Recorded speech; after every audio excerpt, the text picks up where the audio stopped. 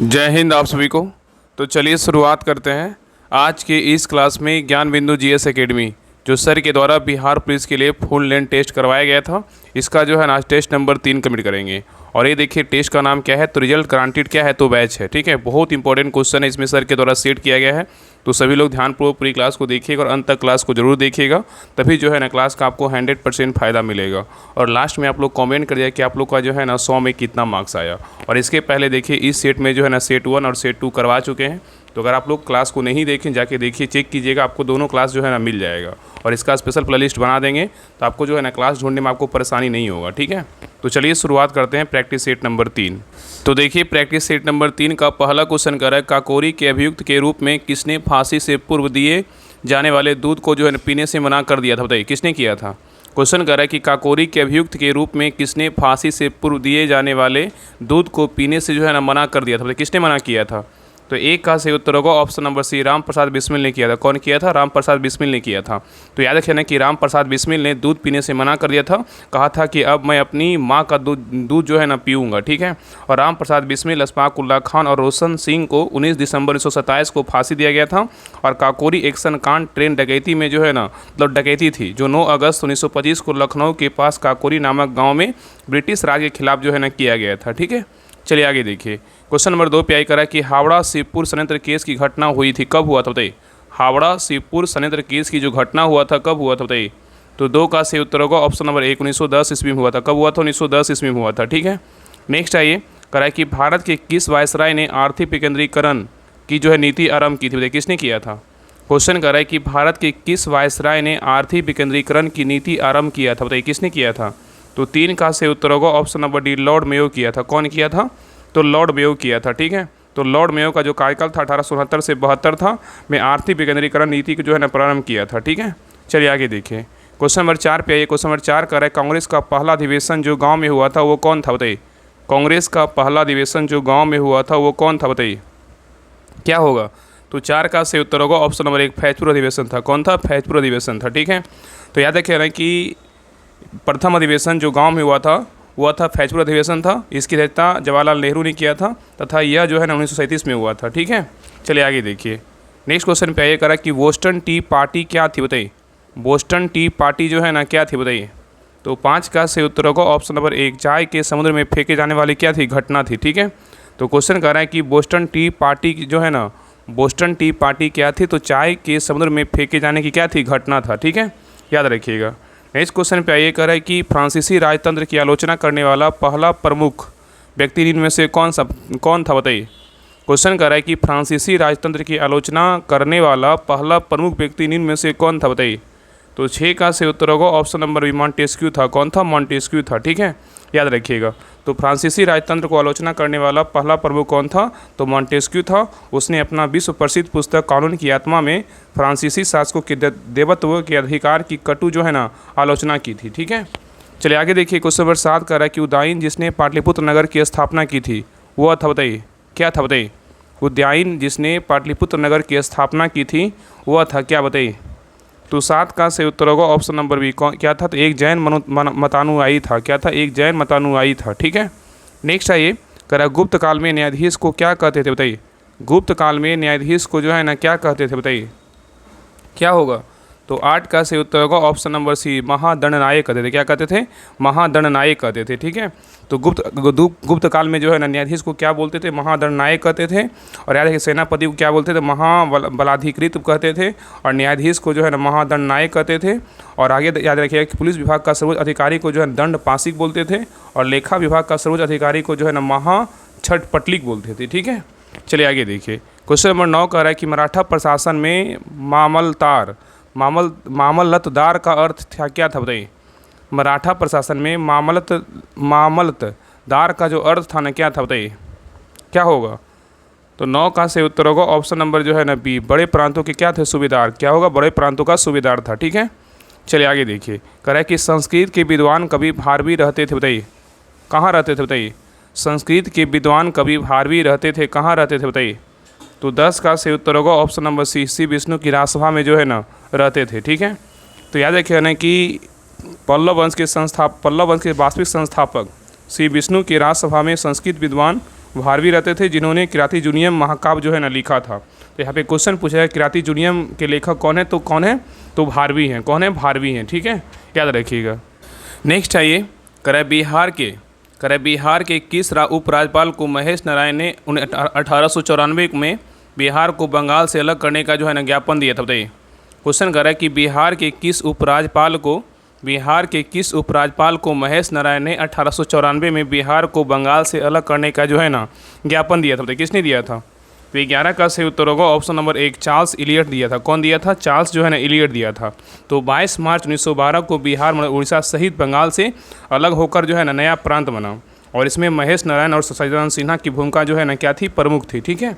चलिए आगे देखिए, क्वेश्चन नंबर देखिए 12 कह रहा है कि भारत छोड़ो आंदोलन के पश्चात किसने सांप्रदायिक आधार पर बिहार के विभाजन का मुद्दा उठाया था, बताइए किसने उठाया था। क्वेश्चन कह रहा है कि भारत छोड़ो आंदोलन के पश्चात किसने सांप्रदायिक आधार पर बिहार के विभाजन का मुद्दा उठाया था, किसने उठाया था बताइए। तो 12 का सही उत्तर होगा ऑप्शन नंबर 1, मुस्लिम लीग उठाया था। कौन उठाया था, मुस्लिम लीग उठाया था। नेक्स्ट आइए कह रहा है किस वर्ष से 26 नवंबर को भारत में संविधान दिवस जो है ना मनाया जाता है, बताइए। क्वेश्चन कर रहा है कि किस वर्ष से 26 नवंबर को भारत में संविधान दिवस जो है मनाया जाता है, कब से मनाया जाता है बताइए। तो 13 का सही उत्तर होगा ऑप्शन नंबर बी, वर्ष 2015 से जो है ना मनाया जाता है, ठीक है। तो 26 नवंबर को भारत में संविधान दिवस के रूप में मनाया जाता है, और इसकी जो शुरुआत हुई थी कब हुआ, तो 2015 से हुई थी, क्योंकि यह वर्ष संविधान निर्माता डॉक्टर भीमराव अम्बेडकर के 125वें जन्मदिवस के रूप में जो है ना मनाया गया था, ठीक है, याद रखिएगा। चलिए आगे देखिए, नेक्स्ट क्वेश्चन है, कह रहा है कि सिक्किम को किस संविधान संशोधन के द्वारा संघ में शामिल कर भारत के अन्य राज्यों के समकक्ष जो है ना बनाया गया था, बताइए। कह रहा है सिक्किम को किस संविधान संशोधन के द्वारा संघ में शामिल कर भारत के अन्य राज्यों के समकक्ष जो है ना बनाया गया था, बताइए कौन सा संविधान संशोधन था, बताइए। तो 14 का सही उत्तर होगा ऑप्शन नंबर डी, 36वां संविधान संशोधन था, ठीक है, याद रखिएगा। तो 36वां संविधान संशोधन 1975 द्वारा, याद रखिएगा ना कि इसको सिक्किम को जो है ना मतलब राज्य के रूप में बनाया गया था, ठीक है। और 35वां संविधान संशोधन 1976 द्वारा सिक्किम को भारत के सहयोगी राज्य का विशेष दर्जा दिया गया था, तथा 36वां संविधान संशोधन 1975 द्वारा पूर्ण राज्य का दर्जा है ना 22वां राज्य के रूप में दिया गया था। चलिए आगे देखिए, क्वेश्चन 15 कह रहा है कि नौकरियों में 27% के आरक्षण जिन्हें पिछड़े वर्गों हेतु की व्यवस्था को किस सरकार द्वारा लागू किया गया था, बताइए। क्वेश्चन कर रहा है कि नौकरियों में 27% की आरक्षण पिछड़े वर्गों हेतु की व्यवस्था को किस सरकार द्वारा लागू किया गया था, बताइए क्या होगा। तो 15 का सही उत्तर होगा option number C, BP Singh के द्वारा जो है लागू किया गया था। नेक्स्ट आइए कह रहा है कि भाषाई अल्पसंख्यक वर्ग के बच्चों को प्राथमिक स्तर पर मातृभाषा में शिक्षा की सुविधाओं का प्रावधान किस अनुच्छेद के तहत किया गया, बताइए। क्वेश्चन कर रहा है कि भाषाई अल्पसंख्यक वर्ग के बच्चों को प्राथमिक स्तर पर मातृभाषा में शिक्षा की सुविधाओं का जो प्रावधान है किस अनुच्छेद में के तहत जो है ना किया गया, बताइए कौन सा अनुच्छेद है। तो 16 का सही उत्तर होगा ऑप्शन नंबर डी, अनुच्छेद 350 के क के तहत जो है ना किया गया है। तो याद रखिएगा, अनुच्छेद 350 के तहत जो है ना भाषाई अल्पसंख्यक वर्ग के बच्चों को प्राथमिक स्तर पर मातृभाषा में शिक्षा की सुविधाओं का जो है ना प्रावधान किया गया है। नेक्स्ट आइए कह रहा है कि वर्ष 2002 के राष्ट्रपति चुनाव में डॉक्टर APJ अब्दुल कलाम के मुख्य प्रतिद्वंदी कौन थे, बताइए। कह रहा है कि वर्ष 2002 के राष्ट्रपति चुनाव में डॉक्टर APJ अब्दुल कलाम के मुख्य प्रतिद्वंदी कौन थे, बताइए। तो 17 का सही उत्तर होगा ऑप्शन नंबर 1, लक्ष्मी सहगल थे। कौन थे, लक्ष्मी सहगल थे। नेक्स्ट आइए, कह रहा है किस वर्ष से केंद्र की राजनीति में गठबंधन का अस्थायी दौर शुरू हुआ था, बताइए। क्वेश्चन कर रहा है किस वर्ष से केंद्र की राजनीतिक में गठबंधन का अस्थायी दौर जो है ना शुरू हुआ, कब से शुरू हुआ, बताइए। तो 18 का सही उत्तर होगा ऑप्शन नंबर बी, वर्ष 1996 से जो है ना शुरू किया गया। नेक्स्ट आइए कह रहा है कि राष्ट्रपति शासन की अधिकतम अवधि कितनी हो सकती है, बताइए। राष्ट्रपति शासन की जो अधिकतम अवधि है कितनी हो सकती है, बताइए। तो 19 का सही उत्तर होगा ऑप्शन नंबर सी, 3 वर्ष हो सकता है। कितना हो सकता है, 3 वर्ष हो सकता है, ठीक है।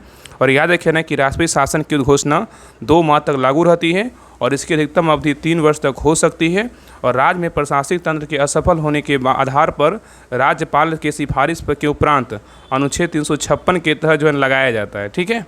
चलिए आगे देखिए, नेक्स्ट कह रहा है कि राज्य वित्त आयोग का प्रावधान किया गया है, बताइए कौन सा अनुच्छेद में। राज्य वित्त आयोग का जो प्रावधान किया गया है कौन सा अनुच्छेद में किया गया, बताइए। तो 20 का सही उत्तर होगा ऑप्शन नंबर 1, अनुच्छेद 243 के जो है ना आई में किया गया है, ठीक है। तो राज्य का वित्त आयोग का वर्णन किसमें, अनुच्छेद 243 के आई में है, और राज्य निर्वाचन आयोग का वर्णन किसमें, तो 243 के के में है, और पंचायतों में लेखा परीक्षण का वर्णन बोले किसमें, अनुच्छेद 243 के जे में है, और पंचायतों की शक्तियों एवं उत्तरदायित्व का वर्णन किसमें है, तो अनुच्छेद 243 का जो है ना जी में है, ठीक है। ये सभी पॉइंट याद रखिएगा। चलिए आगे नहीं कह रहा है कि वीवीपैट का सर्वप्रथम उपयोग किस राज्य के विधानसभा क्षेत्र के चुनाव में किया गया था, बताइए। क्वेश्चन कह रहा है कि वीवीपैट का सर्वप्रथम उपयोग किस राज्य के विधानसभा क्षेत्र चुनाव में किया गया था, किस में किया गया था, बताइए। तो 21 का सही उत्तर होगा ऑप्शन नंबर डी, नागालैंड में किया गया था। कब किया गया था, तो नागालैंड में किया गया था, ठीक है। तो वीवीपैट का सर्वप्रथम प्रयोग जो है ना कब किया गया था, 2013 में किया गया था। और इसमें याद रखिएगा ना कि वीवीपैट का जो फुल फॉर्म होता है क्या होता है, voter verifiable paper audit trial होता है, ठीक है, याद रखिएगा। नेक्स्ट आइए, करा कि अनुच्छेद 315 के तहत वर्णित है, क्या वर्णित है, बताइए। अनुच्छेद 315 के तहत वर्णित है, क्या वर्णित है, बताइए। तो 22 का सही उत्तर होगा ऑप्शन नंबर बी, संघ व राज्यों के लिए लोक सेवा आयोग का वर्णन किसमें, अनुच्छेद 315 में है।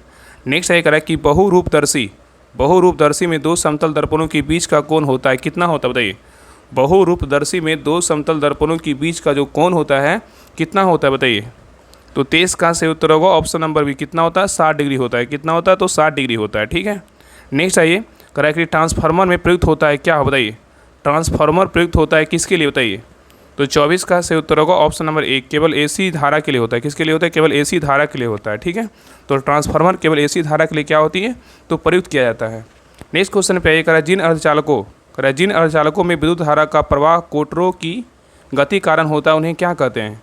क्वेश्चन कह रहा है कि जिन अर्धचालकों में विद्युत धारा का प्रवाह कोटरों की गति के कारण होता है उन्हें क्या कहते हैं, बताइए। ऑप्शन को देखिए और आंसर बताइए क्या कहते हैं। तो 25 का सही उत्तर क्या होगा, तो ऑप्शन नंबर जो है ना सी होगा, पी प्रकार के अर्धचालक होता है, क्या होता है, पी प्रकार के अर्धचालक होता है। यहाँ पे देखिए ना कि एन प्रकार के अर्धचालकों में विद्युत का प्रवाह मुक्त इलेक्ट्रॉनों की संख्या बढ़ जाने के जो है ना कारण होता है, ठीक है। चलिए आगे देखिए, क्वेश्चन नंबर देखिए 26 कह रहा है कि घर्षण को कम करने के लिए मशीनों में स्नेहक तथा बॉल बेरिंग लगाए जाते हैं जो बदलता है किस में, बताइए। क्वेश्चन कह रहा है कि घर्षण को कम करने के लिए मशीनों में स्नेहक तथा बॉल बेरिंग लगाए जाते हैं जो बदलता है किस में, बताइए। तो 26 का सही उत्तर होगा ऑप्शन नंबर बी, सर्पी घर्षण को जो लोटनी घर्षण में बदलता है, ठीक है। चलिए आगे देखिए, कह रहा है कि विश्व स्वास्थ्य संगठन WHO वर्ल्ड हेल्थ ऑर्गेनाइजेशन के अनुसार कितनी ध्वनि मानव के लिए क्या है, सर्वोत्तम होती है, बताइए। क्वेश्चन कह रहा है कि इस विश्व स्वास्थ्य संगठन के अनुसार कितनी ध्वनि मानव के लिए जो है ना सर्वोत्तम होती है, कितनी होती है, बताइए। तो 27 का सही उत्तर होगा ऑप्शन नंबर 1, 45 डेसिबल होता है, कितना होता है, 45 डेसिबल होता है, ठीक है। तो WHO ने 75 डेसिबल से ऊपर की ध्वनि को मानव स्वास्थ्य के लिए क्या है, हानिकारक माना है, ठीक है। तो कितना होगा, 45 डेसिबल होगा। और WHO का स्थापना बोलेगा तो कब हुआ था, तो 7 अप्रैल 1948 को जो है ना स्थापना हुआ था, इसीलिए जो है ना 7 अप्रैल को क्या मनाते हैं, विश्व स्वास्थ्य दिवस मनाते हैं, ठीक है। चलिए आगे देखिए, नेक्स्ट क्वेश्चन कह रहा है किरचॉफ के नियम के अनुसार लाल रंग की वस्तु गर्म होने पर कैसा प्रकाश उत्सर्जित करेगा, बताइए। क्वेश्चन कह रहा है कि किरचॉफ के नियम के अनुसार लाल रंग की वस्तु गर्म होने पर कैसा प्रकाश उत्सर्जित करेगा, बताइए, कैसा करेगा। तो 28 का सही उत्तर होगा ऑप्शन नंबर सी, हरा करेगा, क्या करेगा, तो हरा करेगा, ठीक है। तो यदि श्वेत प्रकाश के 7 रंगों में लाल को निकाल दिया जाता है तो शेष रंगों की सम्मिलित प्रभाव हरे रंग जैसा होता है, अतः किरचॉफ के नियम के अनुसार लाल रंग की वस्तु गर्म होने पर जो है हरा प्रकाश क्या करेगा, उत्सर्जित करेगा, ठीक है। चलिए आगे देखिए, क्वेश्चन नंबर देखिए 29 कह रहा है कि ऑरियोस्कोप, इसको क्या बोलेंगे, ओटोस्कोप बोल सकते हैं। ऑरियोस्कोप या तो ओटोस्कोप का उपयोग होता है किसके लिए होता है, बताइए। ऑरियोस्कोप या ओटोस्कोप का उपयोग होता है किसके लिए, बताइए। तो 29 का सही उत्तर होगा ऑप्शन नंबर बी, कान के आंतरिक भाग के निपरीक्षण के लिए होता है, ठीक है। नेक्स्ट आइए करा कि स्टेशन किस भाषा का शब्द है, बताइए। स्टेशन जो है किस भाषा का शब्द है, बताइए। तो 30 का सही उत्तर होगा ऑप्शन नंबर बी, अंग्रेजी भाषा का जो है ना शब्द है। तो स्टेशन क्या है, तो अंग्रेजी भाषा का शब्द है, इसलिए क्या है, सही उत्तर क्या होगा, तो ऑप्शन नंबर जो है ना बी होगा। चलिए आगे देखिए, करा निम्नलिखित में से कौन यौगिक शब्द है, बताइए। करा निम्नलिखित में से जो है ना कौन यौगिक शब्द है, बताइए, कौन है। तो 31 का सही उत्तर होगा ऑप्शन नंबर सी, विद्यालय है, क्या है, तो विद्यालय है, ठीक है। और विद्यालय का संधि विच्छेद क्या होता है, विद्या जोड़ आलय होता है। चलिए आगे देखिए, और यहाँ पे देख रहे हैं यौगिक जो है ना किसे कहते हैं, तो दो सार्थक शब्दों के मेल से बनने वाले शब्दों को जो है ना क्या कहते हैं, यौगिक कहते हैं, ठीक है।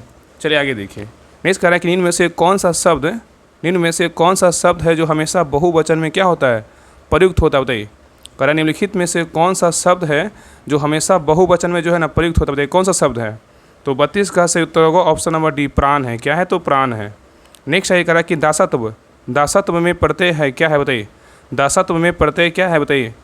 तो 33 का सही उत्तर होगा ऑप्शन नंबर सी, त्व है, क्या है, तो त्व है, ठीक है।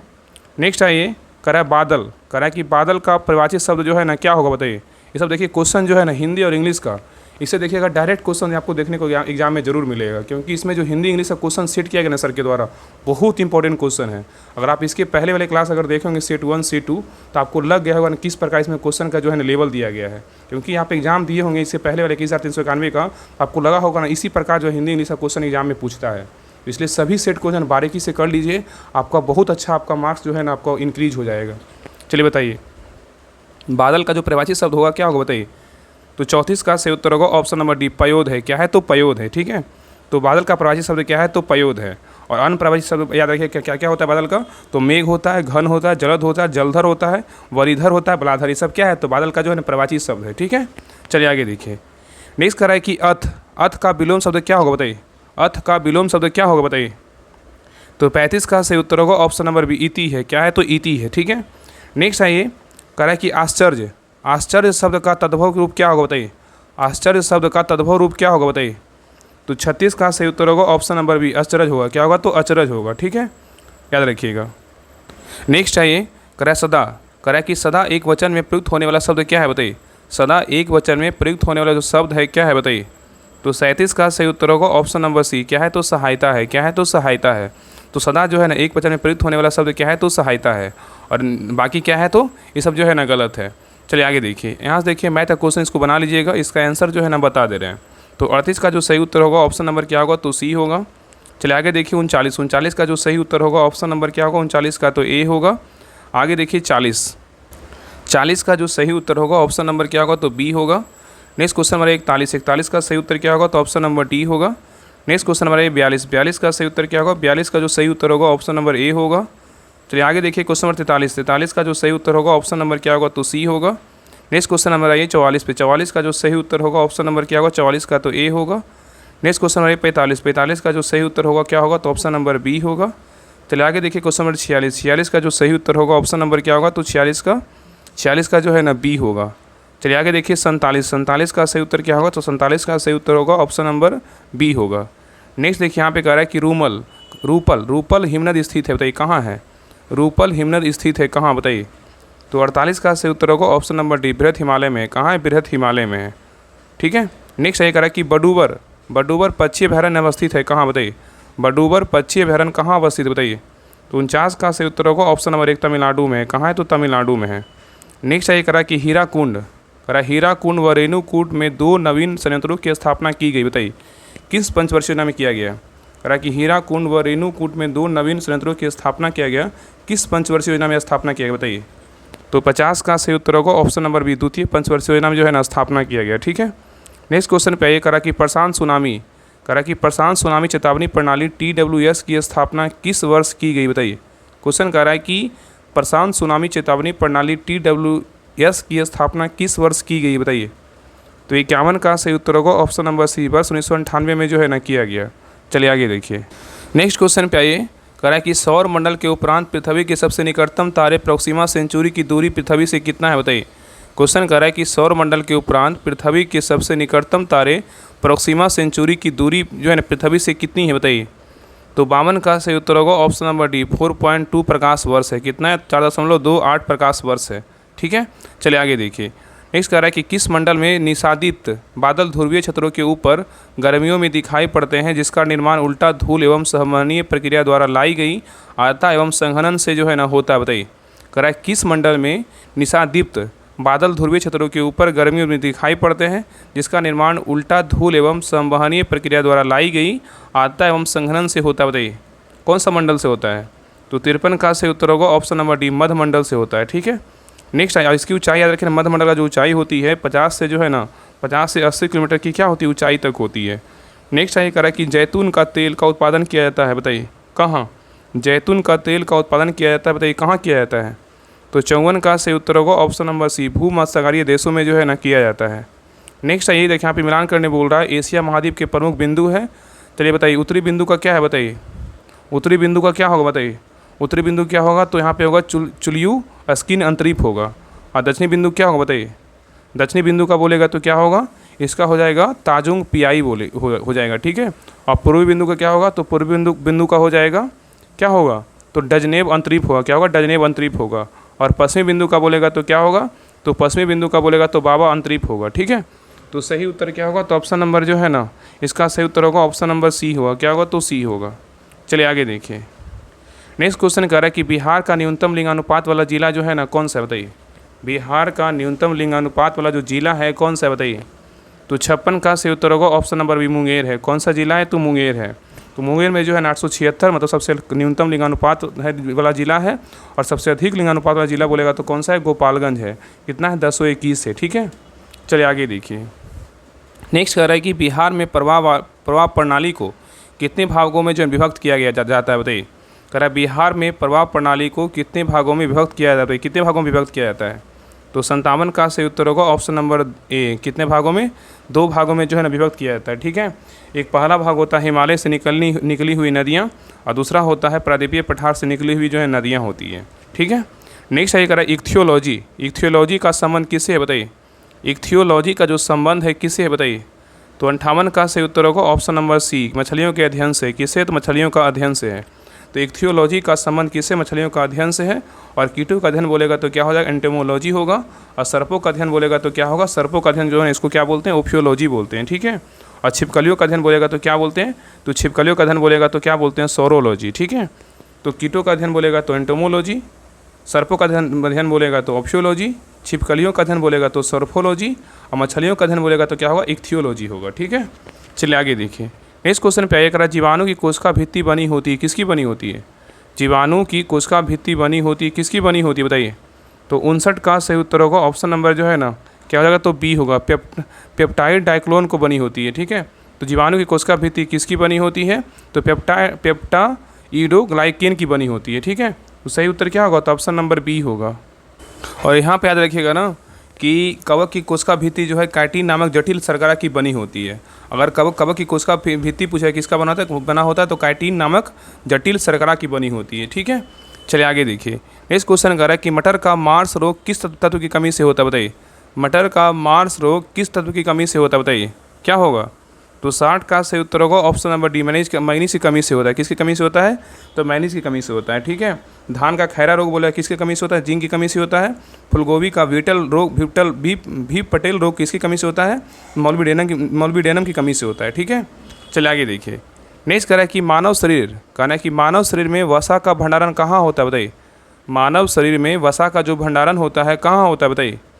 तो 61 का सही उत्तर होगा ऑप्शन नंबर ए, एडीपोस ऊतक से होता है। किससे होता है? एडीपोस ऊतक से होता है। ठीक है, नेक्स्ट ये कह रहा है कि जापानी इंसेफ्लाइटिस के कारण विषाणु मनुष्य शरीर के किस हिस्से को जो है संक्रमित करता है बताइए। किसको करता है?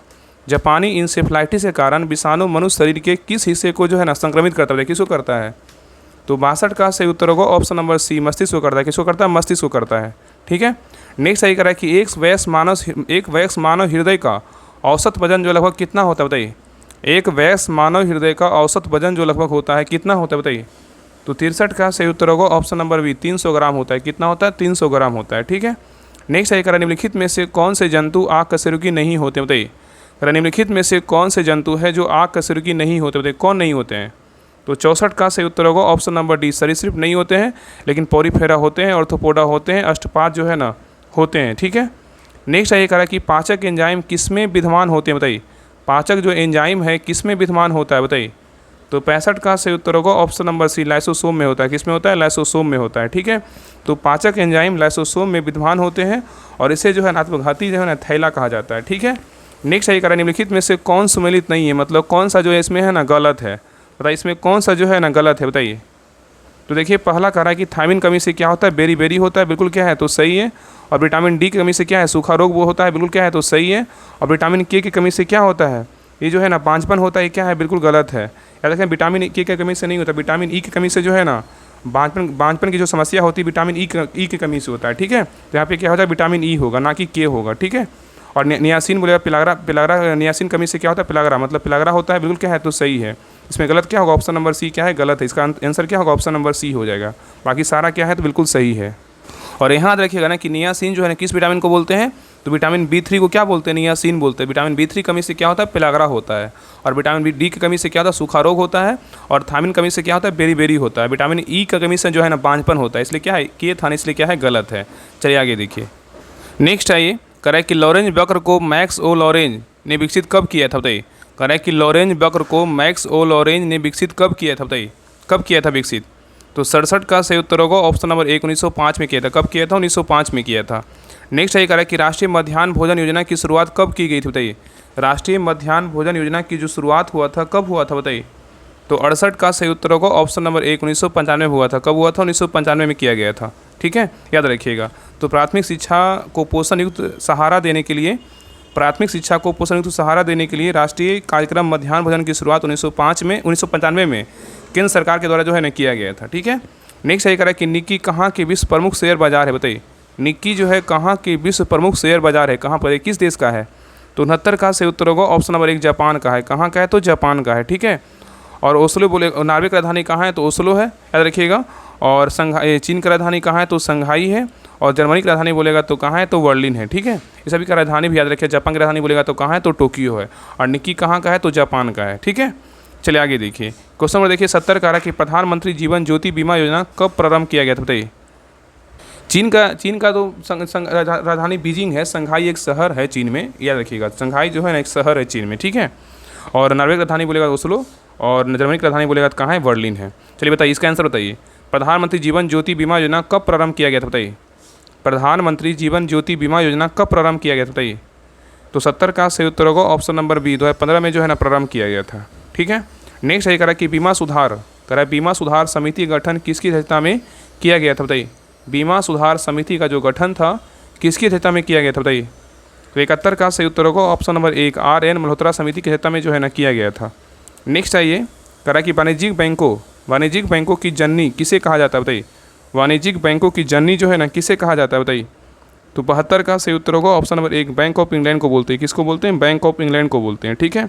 तो वाणिज्यिक बैंक वे बैंक होते हैं जो साख सृजन का कार्य करते हैं, अर्थात विभिन्न प्रकार के खाते खोलकर जनता से क्या करते हैं? जमा जो है ना स्वीकार करते हैं। नेक्स्ट है कह रहा है कि भारतीयों द्वारा देश में प्रारंभ किया गया पहला बैंक किसे माना जाता है, बताइए। क्वेश्चन कह रहा है कि भारतीयों द्वारा देश में प्रारंभ किया गया पहला बैंक जो है ना किसे माना जाता है, बताइए। किसको मानते हैं? तो 73 का सही उत्तर होगा ऑप्शन नंबर जो है ना क्या हो जाएगा? ए, अवध कमर्शियल बैंक को मानते हैं। किसको मानते हैं? अवध कमर्शियल बैंक को मानते हैं। ठीक है। और 1881 में स्थापित अवध कमर्शियल बैंकों को भारतीय द्वारा देश में जो है ना प्रारंभ पहला बैंक माना जाता है। और यद्यपि जो है ना पूर्ण रूप से पहला भारतीय बैंक बोलेगा तो कौन है? PNB को माना जाता है, जिसकी स्थापना कब हुआ था? 1894 में किया गया था। ठीक है, याद रखिएगा। नेक्स्ट क्वेश्चन पे आइए। कह रहा है कि राजकोषीय घाटे की अवधारणा को 1985 में मौद्रिक पद्धति के क्रियान्वयन पर गठित किस समिति ने प्रस्तुत किया था, बताइए। क्वेश्चन कह रहा है कि राजकोषीय घाटे की अवधारणा को 1985 में मौद्रिक पद्धति के क्रियान्वयन पर गठित किस समिति ने प्रस्तुत किया था, बताइए। कौन सा समिति प्रस्तुत किया था? तो 74 का सही उत्तर होगा ऑप्शन नंबर 1, सुखमय चक्रवर्ती समिति जो है ना प्रस्तुत किया था। चलिए आगे देख रहा है कि यदि कक्षा की संख्या n हो तो किसी परमाणु की विभिन्न कक्षाओं में चक्कर लगाने वाले इलेक्ट्रॉनों की अधिकतम संख्या जो है ना होती है, कितनी होती है?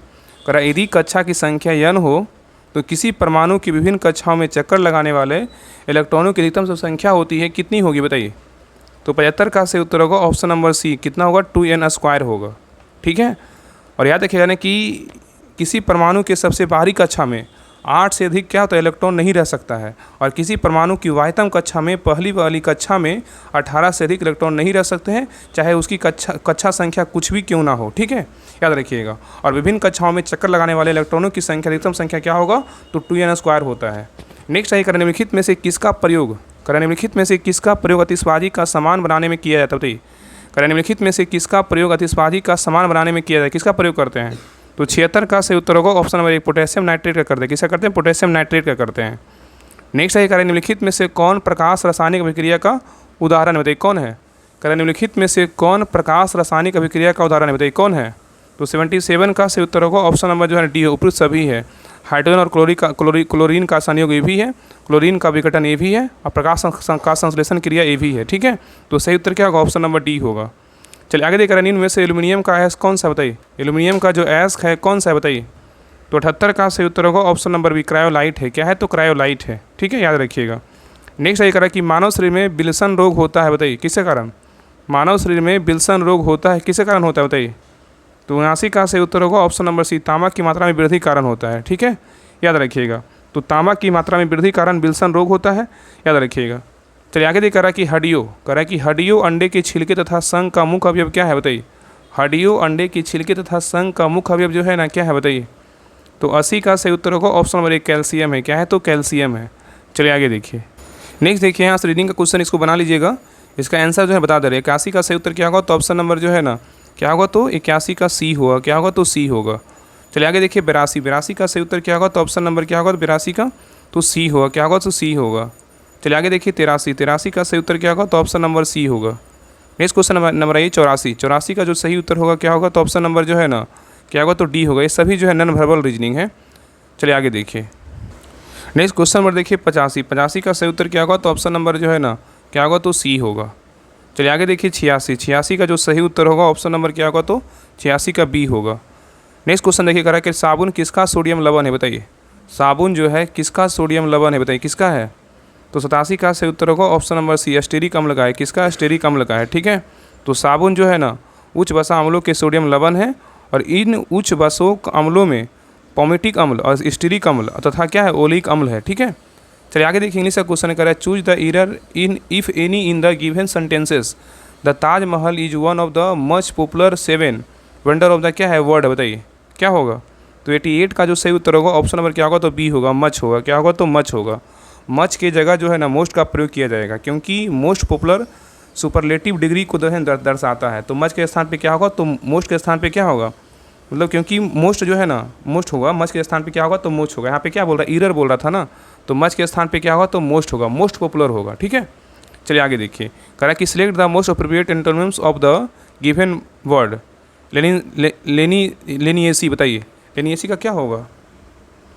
लेनिएसी मतलब होता है उदारता होता है, कोमलता होता है। इसका 89 का जो सही उत्तर होगा एंटोनिम्स क्या होगा? सही उत्तर होगा ऑप्शन नंबर 1 होगा, अस्टेडनेस होगा। क्या होगा? अस्टेडनेस होगा। ठीक है, अस्टेडनेस मतलब क्या होता है? कठोर या दृढ़ होता है। नेक्स्ट एक करा है select the incorrectly spelled word. इसमें इनकरेक्ट वर्ड जो है ना कौन सा बताइए। तो 90 का सही उत्तर होगा ऑप्शन नंबर बी। क्या है? तो क्या है? पिज्जा जो क्या है बिल्कुल क्या है? तो गलत है। ये क्या है? तो गलत है। ठीक है, यहाँ पे बोल रहा है select the incorrectly spelled word pizza क्या है? तो गलत है। चलिए आगे देखिए करा study of science of insect. Study of science of insect को क्या बोलते हैं बताइए, क्या कहलाता है? तो 91 का सही उत्तर होगा ऑप्शन नंबर 1 एंटेमोलॉजी कहते हैं। क्या कहते हैं? एंटेमोलॉजी कहते हैं। ठीक है, चलिए आगे दिखा रहा है कि choose the appropriate antonyms of the given word plastid. Plastid का क्या होगा बताइए? प्लास्टिड का जो है प्लास्टिड मतलब क्या होता है? शांत होता है। इसका एंटोनिम्स पूछा है बताइए क्या होगा? तो 92 का सही उत्तर होगा ऑप्शन नंबर बी होगा, टर्बुलेंट होगा। क्या होगा? तो टर्बुलेंट होगा।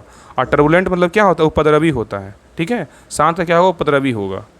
चलिए आगे दिख रहा है कि choose the appropriate passive voice of the given sentences. I kicked क्या है? आई किक्ड का क्या है? बॉल है। आई किक्ड द बॉल बताइए, इसका क्या होगा? Passive voice.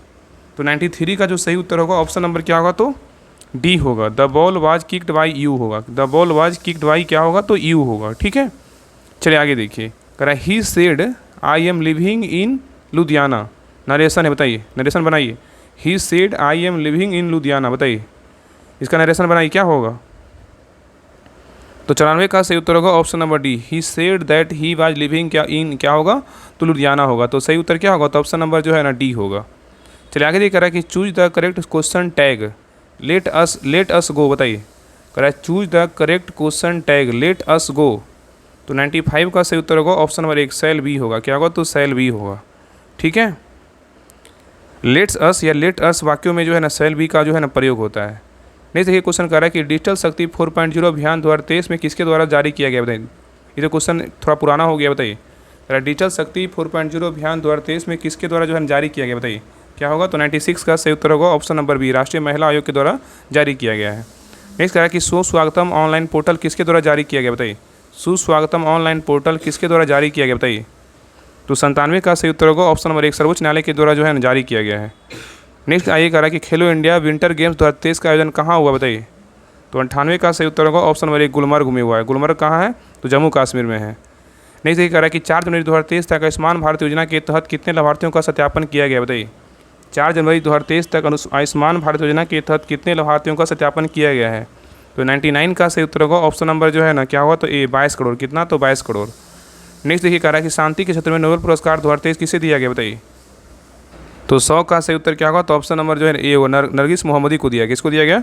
नरगिस मोहम्मदी को दिया गया। अगर अभी जो एग्जाम होगा ना, अगर क्वेश्चन पूछा है 2024 में किसको दिया गया, तो निहोन हिंडानको को दिया। किसको दिया? निहोन हिंडानको को दिया गया। ठीक है, तो 24 में किसको दिया? निहोन हिंडानको को, और 23 वाला बोला किसको? नरगिस मोहम्मदी को दिया गया है। ठीक है, तो ये रहा प्रैक्टिस सेट नंबर 3 रहा। आप लोग क्लास कैसा लगा आप लोग कमेंट सेक्शन में जरूर बताइएगा, और सभी से रिक्वेस्ट है क्लास को लाइक कीजिएगा, शेयर कीजिएगा। जिनके पास जो है क्लास एक ऑथेंटिक क्लास नहीं पहुंच पाता उनके पास जो है क्लास का लिंक जरूर शेयर कीजिएगा। और बाकी आप लोग कमेंट किए कि आप लोग का जो है ना 100 में कितना मार्क्स आया, और जो भी क्लास आपको इस चैनल पे करवाया जा रहा है सभी क्लास को बारीकी से देखिए, अच्छे से रिवीजन कीजिए, क्योंकि आपका क्लास के साथ साथ जो है ना आपका सारा प्रैक्टिस सेट का आपको रिवीजन भी करवाया जा रहा है। तो सभी क्लास को अच्छे से देखिए, अंत समय में जो है रिवीजन कीजिए, क्योंकि रिवीजन जो है ना बहुत ज़रूरी है। बाकी जो भी प्रैक्टिस सेट आता है उसको एक बार नहीं 2 बार देखिए, लेकिन देखिए ज़रूर। ठीक है, बाकी सभी लोग क्लास को लाइक कर दीजिएगा और शेयर ज़रूर कर दीजिएगा। ठीक है, तो मिलते हैं एक नए क्लास में, तब तक के लिए जय हिंद, जय भारत।